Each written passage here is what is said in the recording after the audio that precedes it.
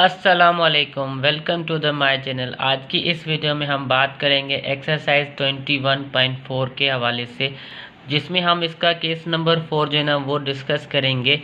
तो यहाँ पे केस नंबर 4 हमारे पास ये है कि denominator consist of repeated quadratic factors. तो अब हमारे पास जो डिनोमिनेटर्स होंगे वो क्या होंगे, क्वाड्रेटिक फैक्टर्स में होंगे, बट वो रिपीटेड होंगे। तो अब हम इनको किस तरीके से सॉल्व करेंगे, तो सिंपली यहाँ पे देखें जो हमारे पास फर्स्ट क्वेश्चन है वो x square upon x square plus 1 whole square. तो यहाँ पे ये देखें क्वाड्रेटिक फैक्टर्स है और होल स्क्वायर का मतलब है कि ये सेम फैक्टर्स आपस में मल्टीप्लाई हुआ है। तो इसका मतलब ये हुआ कि ये रिपीटेड क्वाड्रेटिक फैक्टर्स है और ये जो हमारे पास फैक्टर है इसके साथ वो लीनियर फैक्टर है। तो अब हम इनको किस तरीके से सॉल्व करेंगे, तो सिंपली पहले हम क्या करेंगे, तो क्वाड्रेटिक को हम किस तरीके से लिखते हैं, तो a1 उसके साथ x हम मल्टीप्लाई में लिखेंगे प्लस, और a2 हमने कांस्टेंट इसके साथ अलग से लिया, अपान में हम एक्स स्क्वायर प्लस 1 इसका जो एक फैक्टर है एक्स स्क्वायर प्लस 1 वो लेंगे। अब दूसरा भी हमारे पास क्वाड्रेटिक का फैक्टर है, तो अब हम इसका जो दूसरा फैक्टर है जो स्क्वायर की फॉर्म में है इसको लिखेंगे, तो a3x मल्टीप्लाई में रखेंगे, फिर उसके बाद जो दूसरा कांस्टेंट लेंगे उसको हम अलग से रखेंगे, और अपान में जो हमारे पास यहाँ से अब इसका दूसरा फैक्टर बनेगा वो हम रखेंगे x square plus 1 whole square. और उसके बाद ये जो लीनियर फैक्टर है इसको हम अलग से रखेंगे और उसका हम एक कांस्टेंट उठाएंगे, वो हमने a5 इसका कांस्टेंट लिया। इसको अब हम इक्वेशन नंबर 1 का नाम देते हैं। अब उसके बाद यहाँ पे देखें तो जो अपान में इक्वेशन नंबर 1 में वैल्यूज़ हैं इनको ख़त्म करें, तो इसको ख़त्म करने के लिए हमारे पास यहाँ पे जो लेफ्ट हैंड साइड में फैक्टर्स है इसको हम पूरी इक्वेशन के साथ मल्टीप्लाई करेंगे। तो यहाँ पे सिंपली हमारे पास जो इक्वेशन बनेगी वो क्या बन जाएगी, अपान में ये वैल्यू इस वैल्यू के साथ मल्टीप्लाई होके ख़त्म हो जाएगी। लेफ्ट हैंड साइड में बाकी एक्स स्क्वायर बचेगा, और इस राइट हैंड साइड में देखें तो a1 x प्लस a2 हमने सेम रखा, और यहाँ पे एक्स स्क्वायर प्लस 1 इसके एक पावर में जो है ना वो ख़त्म हो जाएगा, बाकी इसका एक पावर, और ये लीनियर फैक्टर ये ऊपर जाके a1 x प्लस a2 से मल्टीप्लाई होंगे। उसके बाद प्लस a3x प्लस a4 जो हमारे पास ऊपर वैल्यू है इसको हमने सेम रखा, और नीचे जो वैल्यू है ये स्क्वायर का पूरा फैक्टर इस स्क्वायर के फैक्टर के साथ ख़त्म हो जाएगा, बाकी ये लीनियर फैक्टर इसके साथ मल्टीप्लाई में हम रखेंगे। उसके बाद फिर प्लस, अब यहाँ पे देखें तो लीनियर फैक्टर जो है ना इस लीनियर फैक्टर में ख़त्म हो जाएगा, बाकी ये क्वाड्रेटिक का जो फैक्टर है वो a5 से हम मल्टीप्लाई करके रखेंगे। इसको अब हम इक्वेशन नंबर 2 का नाम देते हैं। अब उसके बाद हम क्या करेंगे, तो ये जो आपस में मल्टीप्लिकेशन ब्रैकेट्स की हो रही है इसको हम मल्टीप्लाई करके सॉल्व करें, और उसके बाद बाकी जो भी वैल्यूज़ है उसको हमने सेम रखा है, और लास्ट में ये जो हमारे पास फार्मूला है a plus b whole square का इसको हम ओपन करेंगे। तो अब इन दोनों की मल्टीप्लिकेशन देखें तो एक्स स्क्वायर को हम 1 के साथ मल्टीप्लाई करेंगे एक्स स्क्वायर, उसके बाद फिर एक्स स्क्वायर को माइनस एक्स के साथ मल्टीप्लाई करेंगे माइनस एक्स क्यूब, फिर प्लस 1 को हम 1 के साथ मल्टीप्लाई करेंगे 1, और उसके बाद प्लस 1 को हम माइनस एक्स के साथ मल्टीप्लाई करेंगे माइनस एक्स। अब इस फार्मूले को ओपन करें तो एक्स का स्क्वायर है, इसका स्क्वायर सॉल्व करेंगे एक्स पावर 4, उसके बाद प्लस 2ab, तो 2ab की वैल्यू हमारे पास 2x स्क्वायर यहाँ पे आएगी, और 1 का स्क्वायर सॉल्व करेंगे तो 1। अब उसके बाद देखें तो a1x और a2 पूरी इस ब्रैकेट के साथ मल्टीप्लाई हो रहा है, इसको इस ब्रैकेट के साथ मल्टीप्लाई करेंगे, और आगे भी देखें तो a3x plus a4 1 minus x के साथ मल्टीप्लाई हो रहा है, तो इसके साथ हम इसको मल्टीप्लाई करेंगे, और a5 जो है ना वो इस पूरी ब्रैकेट के साथ मल्टीप्लाई करके रखेंगे। तो a1x को हम एक्स स्क्वायर के साथ मल्टीप्लाई करेंगे तो a1x क्यूब आएगा, a1x को हम माइनस एक्स क्यूब के साथ मल्टीप्लाई करेंगे तो a1x पावर 4, a1x को हम 1 के साथ मल्टीप्लाई करेंगे तो a1x को हम माइनस एक्स के साथ मल्टीप्लाई करेंगे माइनस a1x स्क्वायर।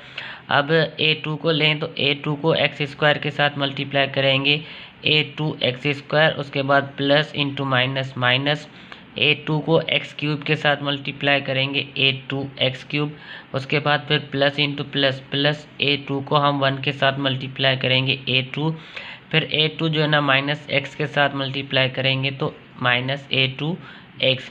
अब उसके बाद a3x, इसको अब 1 के साथ मल्टीप्लाई करेंगे तो a3x आएगा। फिर plus into minus minus a3x को हम x के साथ मल्टीप्लाई करेंगे तो a3x²। उसके बाद a4 को इन दोनों नंबर्स के साथ मल्टीप्लाई करें तो a4 को 1 के साथ मल्टीप्लाई करेंगे a4 plus into minus minus a4 को x के साथ मल्टीप्लाई करेंगे a4x।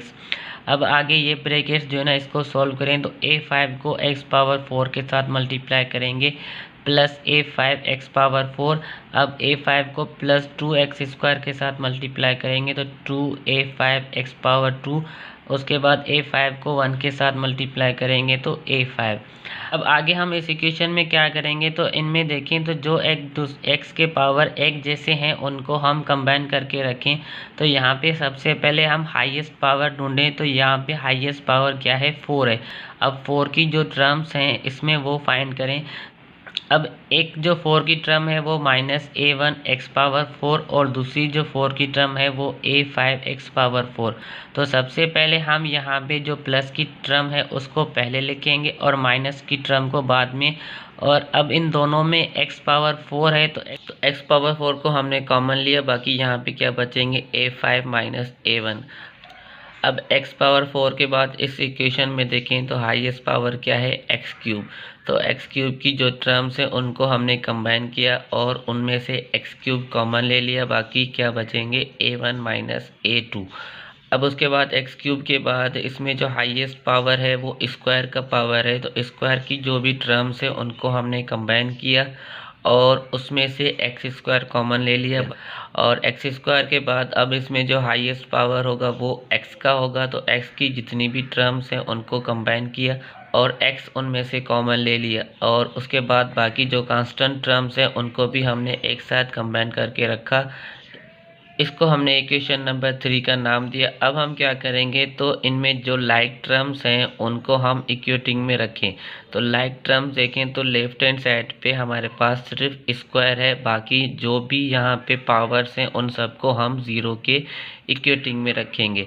तो x⁴ के जो कोफिशिएंट्स हैं उनको भी हमने 0 के इक्वेटिंग में रखा, इसको इक्वेशन नंबर 4 का नाम दिया। और x³ के जो कोफिशिएंट है इनको भी हम 0 के इक्वल रखेंगे, इसको हमने इक्वेशन नंबर 5 का नाम दिया। और x² के कोफिशिएंट्स को अब हम x² के कोफिशिएंट के साथ इक्वेटिंग में रखेंगे तो a2 minus a1 minus a3 plus 2a5। अब यहाँ पे देखें तो x² का कोफिशिएंट क्या है 1 है, तो इसको हमने 1 के बराबर किया, तो इक्वेशन नंबर 6 का नाम दिया। अब x के कोफिशिएंट को इक्वेटिंग में लें तो x के कोफिशिएंट यहाँ पे देखें लेफ्ट हैंड साइड पे a1 minus a2 plus a3 minus a4 और राइट हैंड साइड पे x मौजूद नहीं है, तो इसका मतलब ये 0 है। इसको भी हमने इक्वेशन नंबर 8 का नाम दिया। अब उसके बाद बाकी कांस्टेंट टर्म्स जो है ना उसको भी इक्वेटिंग में लें तो यहाँ पे भी कोई कांस्टेंट टर्म नहीं है, इस वजह से ये भी टर्म हमारी 0 के इक्वल आएगी और इसको हमने इक्वेशन नंबर 7 का नाम दिया। अब जो हमारे पास लीनियर फैक्टर था इक्वेशन में उसको हम लेते हैं तो put 1 minus x equal to 0। तो यहाँ से हमें x की वैल्यू मिलेगी x इजिकल टू 1। इसको इक्वेशन नंबर 2 में पुट करेंगे तो ये हमारे पास इक्वेशन नंबर 2 थी। अब हम इसमें x की वैल्यूज़ को पुट करेंगे तो सिंपली यहाँ पे देखें x² की जगह 1 रखेंगे, इसका स्क्वायर किया इजिकल टू। अब यहाँ पे देखें तो ये लीनियर फैक्टर मौजूद है, तो जैसे ही हम इसमें x की वैल्यू पुट करेंगे तो ये टर्म 0 हो जाएगी और ये टर्म इस पूरी टर्म के साथ मल्टीप्लाई में है, तो ये हमारे पास पूरी वैल्यू क्या हो जाएगी 0। अब उसके बाद यहाँ पे भी देखें तो इसमें भी लीनियर फैक्टर मौजूद है, तो जैसे ही इसमें x की वैल्यू रखेंगे तो 1 माइनस 1 0 हो जाएगा और 0 इस पूरी टर्म के साथ मल्टीप्लाई होगा तो ये पूरी टर्म क्या हो जाएगी 0। अब उसके बाद a5x² की जगह हम 1 रखेंगे, उसका स्क्वायर करेंगे और प्लस 1 होल स्क्वायर हमने सेम रखा। इसको सिंप्लीफाई करें तो 1 का स्क्वायर सॉल्व करेंगे 1 आएगा, प्लस 1 और होल स्क्वायर सेम रखा। अब इनको सिंप्लीफाई करके इसको स्क्वायर सॉल्व करें तो 1 प्लस 1 2 और 2 का स्क्वायर सॉल्व करेंगे 4 4 को a5 से मल्टीप्लाई करेंगे 4a5 और लेफ्ट हैंड साइड पे हमारे पास 1 था तो उसको हमने सेम रखा है। अब a5 की वैल्यू हमें फाइंड करनी है तो 4 इसके साथ मल्टीप्लाई में है, इस तरफ आके डिवाइड होगा a5 इज इक्वल टू 1/4। तो एक हमारे पास जो अननोन कांस्टेंट था वो हमें इस तरीके से मिल गया। बाकी जो हमारे पास कांस्टेंट है उसको हम किस तरीके से हासिल करेंगे, तो जो हमने इक्वेटिंग में इक्वेशन बनाई थी अब ये वैल्यूज़ वहाँ पे पुट करें तो हमें दूसरा अननोन उसमें से मिल जाएगा। और ऐसे 1 बाय 1 हम सब में जो ना ये वैल्यूज़ जो हमें मिलती जाएंगी उसको इक्वेशन में पुट करते जाएंगे तो हमारे पास जितने भी अननोन कांस्टेंट हैं उनकी वैल्यूज़ मिलती जाएगी। So put a5 is equal to 1/4 in equation number 4। तो इक्वेशन नंबर 4 क्या थी, a5 minus a1 is equal to 0। इसमें हम a5 की वैल्यू पुट करेंगे तो 1/4 minus a1 is equal to 0। अब ये माइनस का a1 है, इसको हम इस तरफ लेके जाएंगे तो a1 इज इक्वल टू 1/4। तो अब a1 की जो वैल्यू हमें मिली है इसको हम इक्वेशन नंबर 5 में पुट करें तो हमारे पास इक्वेशन नंबर 5 क्या थी, a1 minus a2 is equal to 0। अब इसमें हम a1 की वैल्यूज़ 1/4 पुट करेंगे, माइनस a2 सेम रखा is equal to 0। Minus a2 को राइट हैंड साइड पे लेके जाएंगे प्लस हो जाएगा, a2 की वैल्यू हमें मिलेगी 1/4। अब हमारे पास ऊपर जितनी भी वैल्यूज़ हमने फाइंड की है a1 की, a2 की और a5 की, इसको अब हम इक्वेशन नंबर 6 में पुट करें तो हमें a3 की वैल्यू जो है ना वो मिल जाएगी। तो इक्वेशन नंबर 6 हमारे पास क्या थी, a2 minus a1 minus a3 plus 2a5 is equal to 1। तो अब हम इसमें a2 की वैल्यू पुट करें 1/4 माइनस a1 की वैल्यू पुट करें 1/4 माइनस a3 हमने सेम रखा प्लस 2 भी सेम रखा और a5 की वैल्यू 1/4 इज इक्वल टू 1। तो ये प्लस का 1/4 ये माइनस का 1/4 कैंसिल हो जाएंगे। माइनस a3 हमने सेम रखा और यहाँ पे देखें तो 2 की टेबल 1 टाइम और 4 पे 2 टाइम, तो बाकी यहाँ पे क्या बचेंगे 1/2 इज इक्वल टू 1। अब उसके बाद देखें तो ये माइनस का a3 है, इसको हम इस तरफ लेके जाएंगे, ये 1 के साथ प्लस होगा और ये 1 जो है ना हम लेफ्ट हैंड साइड पे लेके आएंगे तो ये माइनस का हो जाएगा। तो अब ये इक्वेशन हम किस तरीके से लिखेंगे, a3 is equal to 1/2 minus 1। By LCM इसको सॉल्व करें तो a3 एलसीएम इसकी 2 आएगी, 2 हमने एलसीएम ली तो 2 की टेबल 2 पे 1 टाइम और 1 को 1 से मल्टीप्लाई करेंगे 1 लिखेंगे, उसके बाद माइनस, अब 2 को 1 से मल्टीप्लाई करेंगे तो 2 आएगा। अब इनको सिंप्लीफाई करें तो 1 माइनस 2 माइनस 1 और अपान में 2 हमने सेम रखा तो a3 की हमें वैल्यू मिल गई। अब हम इक्वेशन नंबर 8 को इस्तेमाल करेंगे तो इक्वेशन नंबर 8 में हमारे पास a1 minus a2 plus a3 minus a4। तो यहाँ पे a1 a2 और a3 की वैल्यू हम रखेंगे तो a4 की वैल्यू हमें यहाँ से मिल जाएगी। सो a1 की वैल्यू हमने पुट की 1/4 माइनस a2 की वैल्यू रखी 1/4 प्लस a3 की वैल्यू माइनस 1/2 और minus a4 is equal to 0 same रखा। अब यहाँ पे देखें प्लस का 1/4 माइनस का 1/4 कैंसिल हो जाएंगे, प्लस इंटू माइनस माइनस 1/2 हमने सेम रखा और minus a4 is equal to 0 भी हमने सेम रखा। अब ये माइनस का a4 है, इस तरफ आके प्लस हो जाएगा तो a4 की वैल्यू हमें मिलेगी माइनस 1/2। अब जितने भी अननोन थे हमने उनकी वैल्यूज़ को फाइंड किया। अब जितने भी अननोन कांस्टेंट थे उन सब की वैल्यूज़ हमें मिल गई। अब इसको इक्वेशन नंबर 1 में पुट करें तो finally put a1 a2 a3 a4 and a5 values in equation number 1।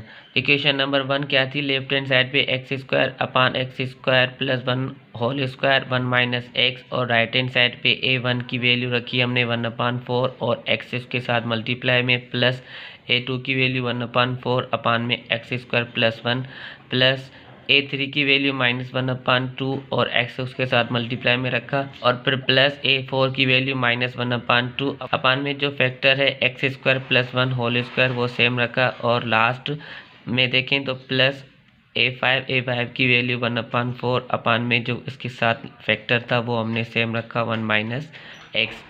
तो 1/4 से x मल्टीप्लाई करेंगे x/4 मिलेगा प्लस 1/4 हमने सेम रखा और यहाँ पे भी देखिए -1 x से मल्टीप्लाई होगा तो -x अपान में 2 सेम रखा और plus into minus minus 1/2 same रखा, और यहाँ पे भी 1/4 और अपान में 1 - 1 हमने सेम रखा। अब देखें तो ये फ्रैक्शन में है, इसको हम बाय एलसीएम सोल्व करेंगे तो 4 इसकी एलसीएम आ जाएगी। ऊपर हमारे पास सेम न्यूमरेटर को हम प्लस की फॉर्म में रखेंगे तो x+1 अपान में ये जो फैक्टर है x² + 1 वो हमने सेम रखा। अब इस तरफ देखें तो माइनस इन दोनों में है तो माइनस को हमने कॉमन ले लिया, बाकी यहाँ पे क्या बचेंगे x+1 और 2 इसकी क्या हो जाएगी एलसीएम। अपान में ये जो फैक्टर है वो हमने सेम रखा, फिर प्लस ये वैल्यू जो है ना वो भी हमने सेम रखी। अब इनको सिंप्लीफाई करें तो x+1 हमारा यहाँ पे न्यूमरेटर में रहेगा और 4 जो है ना वो नीचे डिनोमिनेटर से जाके मल्टीप्लाई में रखेंगे। Plus into minus minus x+1 यहाँ पे हम सेम रखेंगे, और ये जो ट्रू है इसको हम नीचे के फैक्टर के साथ मल्टीप्लाई में रखेंगे प्लस, और यहाँ पे भी 1 हमने ऊपर सेम रखा, और ये जो 4 है इसको हम 1 - x के साथ मल्टीप्लाई में रखेंगे। तो यहाँ पे क्वेश्चन नंबर 1 जो है ना वो कंप्लीट हुआ।